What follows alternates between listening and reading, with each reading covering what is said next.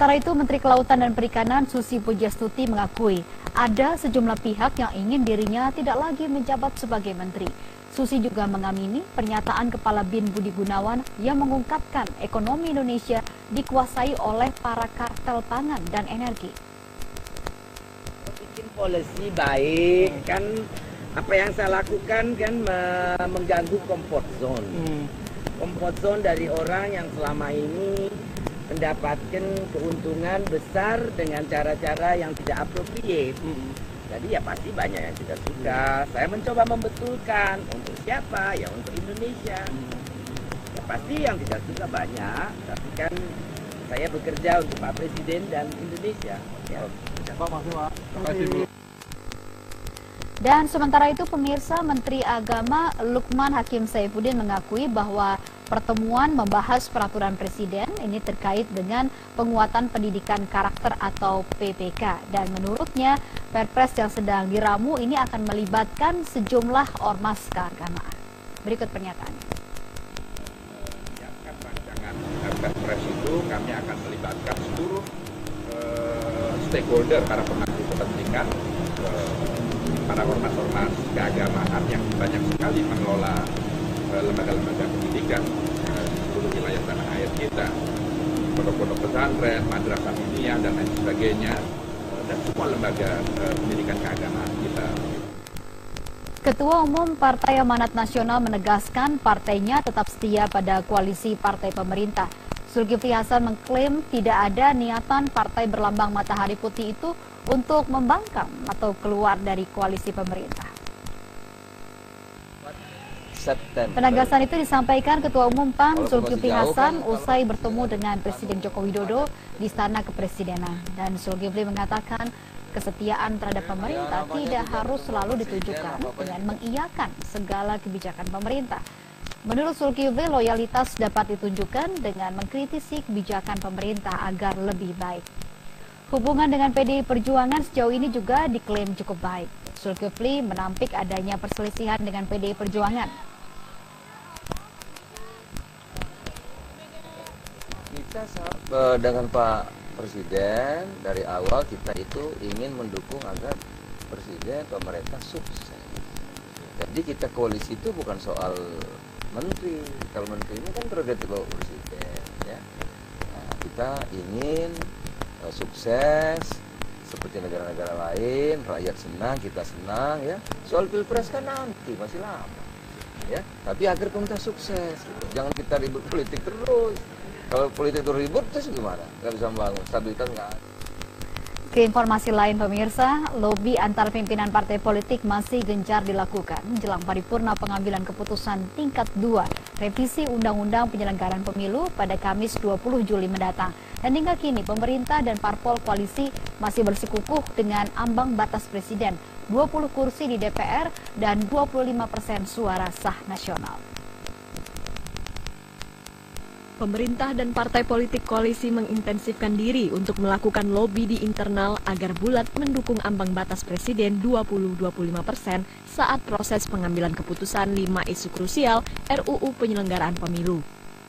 Sejauh ini, partai politik pendukung Jokowi JK memang tidak bulat saat pengambilan keputusan tingkat 1 13 Juli 2017 lalu. Dari 10 fraksi di DPR, pemerintah didukung PDI Perjuangan, Nasdem, Hanura, dan P3 memilih paket A dengan ambang batas presiden 20-25%. Ambang batas parlemen 4%, sistem pemilu terbuka, alokasi suara per dapil 3-10 kursi, dan metode konversi suara senlek murni. Sementara dua partai politik anggota koalisi pemerintah yakni PAN dan PKB memilih bergabung dengan PKS, Gerindra, serta Demokrat untuk membawa 5 isu krusial RUU Penyelenggaraan Pemilu di voting paripurna. Memang lobby masih berlangsung terus ya, kita masih punya cukup waktu sampai last minute, biasa itu demokrasi kan berjalan begitu ya. Fraksi-fraksi yang tergabung dalam koalisi pemerintah ya, saya kira di titik tertentu nanti mudah-mudahan akan ketemu kata sepakatnya. Partai Kebangkitan Bangsa mengaku sebenarnya tidak menginginkan adanya voting 5 isu krusial RUU Penyelenggaraan Pemilu di paripurna. Nah, untuk RUU Pemilu itu akan terus dibahas di dalam partai, di dalam fraksi. Proses musyawarah mufakat akan terus berlangsung sampai nanti diketok di paripurna. PKB terus mendorong agar ada titik temu, agar ada tercapai mufakat dari seluruh fraksi. Kita meyakini itu mudah-mudahan bisa terwujud. Alasan pemerintah dan partai politik koalisinya menginginkan ambang batas presiden tetap 20-25% dipastikan bukan untuk mendorong pasangan calon presiden tunggal, namun agar memperkuat sistem presidensial. Tim Liputan, Metro TV. Pemirsa, organisasi masyarakat Hizbut Tahrir Indonesia atau HTI pada Selasa sore mengajukan permohonan uji materi atau judicial review ke Mahkamah Konstitusi. HTI mengajukan keseluruhan pasal yang tertuang dalam peraturan pemerintah pengganti Undang-Undang Perpu Nomor 2 Tahun 2017 karena dianggap bertentangan dengan Undang-Undang Dasar 1945. HTI mengajukan permohonan uji materi Perpu Ormas didampingi oleh kuasa hukumnya, Yusril Iza Mahendra. Yusril menyebut pengajuan permohonan uji materi kepada Mahkamah Konstitusi ini meliputi seluruh pasal yang tertuang dalam Perpu Nomor 2 Tahun 2017. Selain dinilai bertentangan dengan Undang-Undang Dasar 1945, Perpu Ormas Anti Pancasila dikhawatirkan HTI dapat digunakan untuk menekan ormas di Indonesia.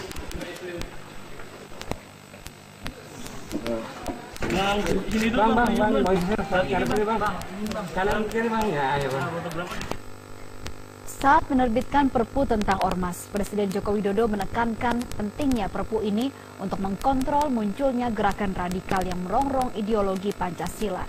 Setelah diterbitkan Presiden, Perpu ini akan dibahas DPR dalam rapat paripurna 20 Juli nanti.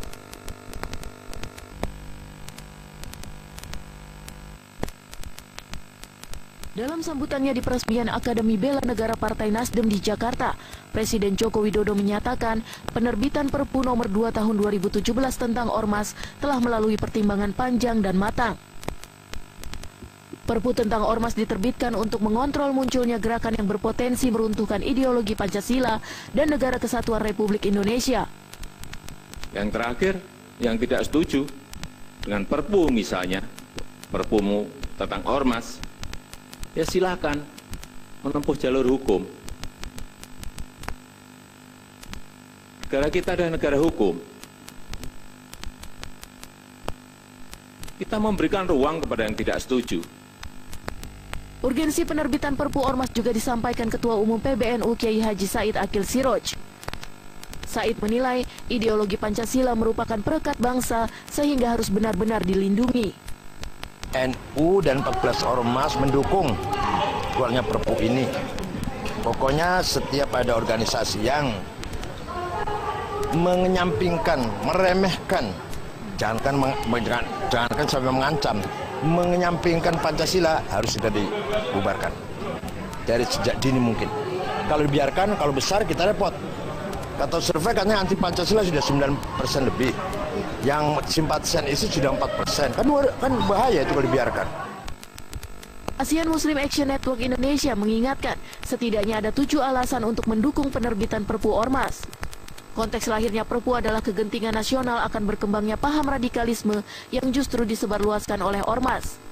Perpu Nomor 2 Tahun 2017 tentang Ormas ini telah ditandatangani Presiden Joko Widodo pada 10 Juli 2017. Tim Liputan, Metro TV. Pemirsa, Menteri Komunikasi dan Informatika Rudiantara akan membuka kembali situs Telegram asalkan pihak Telegram berkomitmen untuk menaati koridor hukum yang berlaku di Indonesia serta menjalin komunikasi yang baik dengan Kementerian Kominfo. Pasca pemblokiran 11 situs Telegram, Menteri Kominfo Rudiantara mengaku telah berkomunikasi dengan pihak Telegram. Menurutnya, pihak Telegram tidak mengetahui permintaan untuk memperbaiki konten yang dianggap berbahaya karena mengandung muatan terorisme. Masalah inilah yang rupanya dianggap mengganggu oleh Kominfo. Platform asing lain seperti Facebook, Google, Twitter, dan Instagram memiliki perwakilan di Indonesia atau setidaknya mencantumkan nomor kontak di website agar mudah dihubungi. Sementara Telegram hanya mencantumkan alamat email saja. Ini tidak berharap untuk ditutup, tapi juga kami ingin sama-sama untuk membenahi ini. Bebas, tapi ada koridor dong gitu loh. Dan kita tidak anti terhadap platform ataupun media sosial asing selama memberikan manfaat kepada masyarakat. Tapi kembali ada koridor-koridor, aturan koridor hukum yang harus kita penuhi.